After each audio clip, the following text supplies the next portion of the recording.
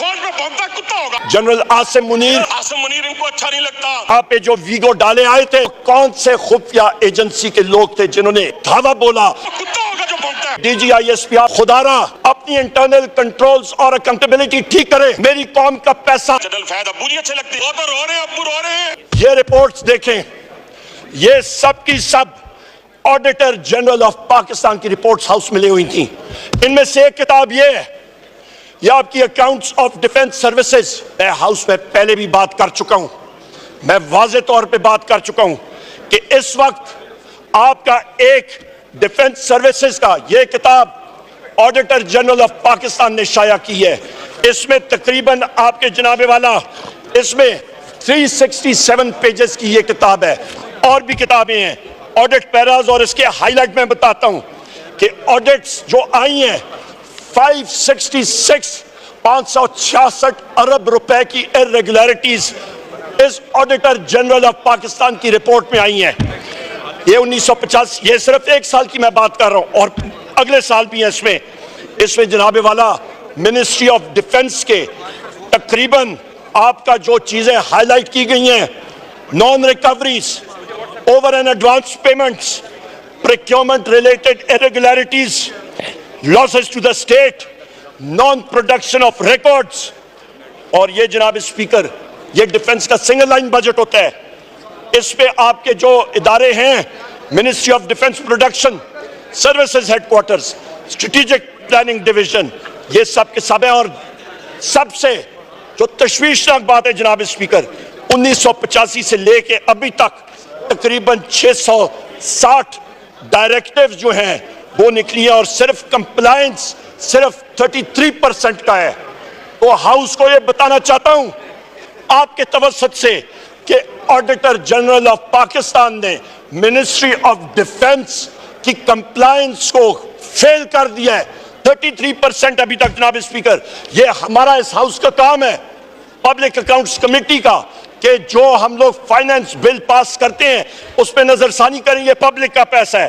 इधर मुख्तलिफ जगहों में बदनवानियां जो हुई हैं उनको ऑडिटर जनरल ने हाईलाइट किया। अभी सितम ज़रीफी यहाँ पे आती है कि ये चीजें यहाँ सिविलियन महकमे में होती तो उस महकमे के सेक्रेटरी और प्रिंसिपल अकाउंट अफसर और बाकियों को अंदर कर दिया जाता। अभी तक क्यों इन लोगों के खिलाफ एक्शन नहीं लिया गया, ये हमारा सवाल है, और हम लोग सवाल पूछते जाएंगे। DGISPR साहब हमेशा कहते होते हैं कि हमारी इंटरनल कंट्रोल्स और अकाउंटेबिलिटी होती है। खुदारा अपनी इंटरनल कंट्रोल्स और अकाउंटेबिलिटी ठीक करे।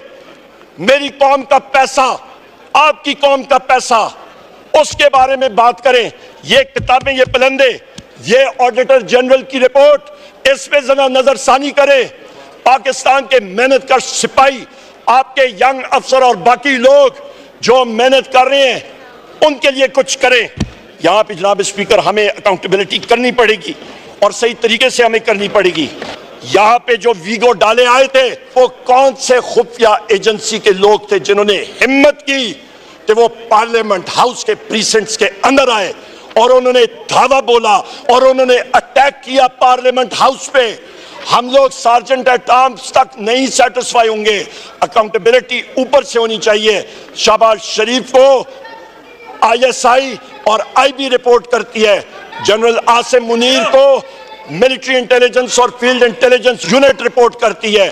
जनरल आसिम मुनीर साहब और शहबाज शरीफ साहब दोनों आप अपने मुतल्लिका DGs को बुलाएं और इस चीज का तयन करें कि किस शख्स ने पार्लियामेंट हाउस पे धावा बोला और उसको फिल फॉर उसकी नौकरी और उसके नीचे जो एहलकार थे जिन्होंने पार्लियामेंट पे धावा बोला उनको फिल फॉर, उनके खिलाफ एक्शन लें और टर्मिनेट करें कि आइंदा ऐसी बात कभी ना हो। जनाब स्पीकर, इनको अफगानिस्तान देखें, इनको अफगानिस्तान से प्यार है, इनको इजराइल से प्यार है, इनको हिंदुस्तान से प्यार है।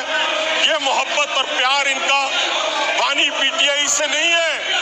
इन्होंने अगर आज अपना बसेरा करना है, आज जनाब स्पीकर, आज तो इनको अफगानिस्तान जिसने जाना है उनका नाम लिख लें, जिसने इजराइल की नेशनलिटी लेनी है उसका नाम लिख लें और इनके वीजे लगवाएं, इनको वहां भेजें ताकि ये पाकिस्तान में बैठकर ना पाकिस्तानी फौज को गाली निकाले, ना चीफ जस्टिस को गाली निकाले। मेरे ढोल सिपाहिया तनु रब दिया रखा, मैं आपको सलूट पेश करता हूं उन मुल्क के गद्दारों को जिन्होंने फौज के ऊपर भौंकने की कोशिश की, जिन्होंने शोहदा के मुजस्समों को तोड़ा, यार आपका तो नहीं कह रहा, मैं तो जिन्होंने भौंका यार, आपको नहीं कह, जिन्होंने भौंका है वो कुत्ता होगा जो भौंकता है, जो फौज में भौंकता है कुत्ता होगा। आगे बात करो, मैं कहता हूँ अब आ जाए। ये मैं लफ्ज एक्सपेंज करता हूँ। आपको कौन कह रहा है? आगे बढ़े, आप चेयर को एड्रेस करें, ये एक्सपेंज हो गया जी। मैं सुने जनाब स्पीकर, एक एक्सपेंज हो वज़ीर-ए-आज़म, गया, एक्सपेंज कर दिया। जनाब स्पीकर एक वज़ीर-ए-आज़म फांसी चढ़ गया। वाइंड अप करें मैं अभी। करता हूँ इनको चुप कराएं, मैं 5 मिनट लेता हूँ, 5 मिनट। अब बस ठीक है, डन हो गया। मरवत ने कह दिया 5 मिनट, 5 मिनट मरवत के कहने पे, और कोई बात ऐसी नहीं जिसकी इनकी दुम पे पाऊँ। अब मेरा कहना नहीं अच्छा, मानते, मरवत साहब का कैसे कहना मानेंगे? आज ये यहिया खान की बात करते हैं, यहिया खान की अगर ये बात करते हैं, काजी फायज ईसा की इनको अच्छा नहीं लगता, आमिर फारूक इनको अच्छा नहीं लगता, आसम मुनीर इनको अच्छा नहीं लगता, तो भाईजान कौन लगता है? जनरल फैद अब्बू जी अच्छे लगते हैं। वो तो रो रहे हैं, अब्बू रो रहे हैं। अच्छा जी, ये है इतनी बदतमीज़ी, और ये बस इसको क्या अल्फाज दिए जाएं? क्या ये असम्बली है जिसे मुक़द्दस ईवान कहते हैं? ऊपर अल्लाह ताला के 99 नाम लिखे हुए हैं, इतनी बड़ी तख्ती लगी हुई है कलमा तैयबा की, और वहाँ पे हल्फ उठा के ये ऐसी बातें कर रहे। ये जो ज़माने के चोर उचक्के प्रूफ थे, सज़ा याफ्ता, ये तो जो बस वो जैसे मौलाना फजलुर रहमान और अख्तर मैंगल और वो अचक से ही कहते हैं कि ये ख़रीदारी ये ना होती और इस तरह के ये इलेक्शन ना होते, उनके इल्ज़ाम अगर दुरुस्त हैं तो फिर तो ऐसा ही होना था। वो तो अंधों को भी नज़र आता है कि वो लंदन प्लान क्या बना, ये लोग यहाँ पे आए, अदालतों ने क्या रवैया रखा।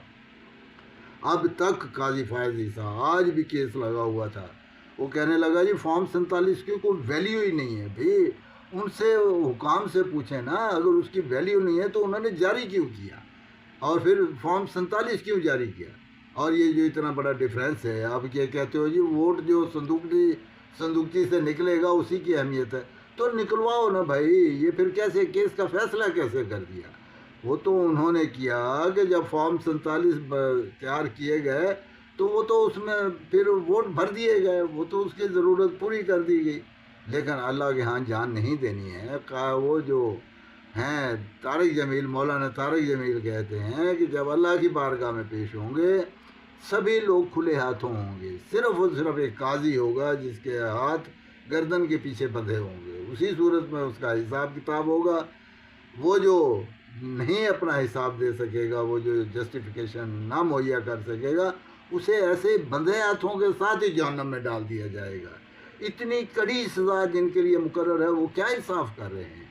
और फिर ये कि 76 साल में इंसाफ की हालत क्या बना दी है, मज़ीद उसका हुलिया बिगाड़ने के लिए ये वो अदालतें और बना रहे हैं। एक आदमी को जो एक्सटेंशन देने के लिए बूढ़ों को जो रिटायर हो गए हैं, जिनके सिलसिले में मफलूज का लफ्ज़ इस्तेमाल किया मौलाना फजलुर रहमान ने, उनको इक़्तिदार पे चिपटाने के लिए कानून की नाक मरोड़ी जाए, आन की नाक मरोड़ी जाए, लेकिन वो मकासद हासिल किए जाएँ।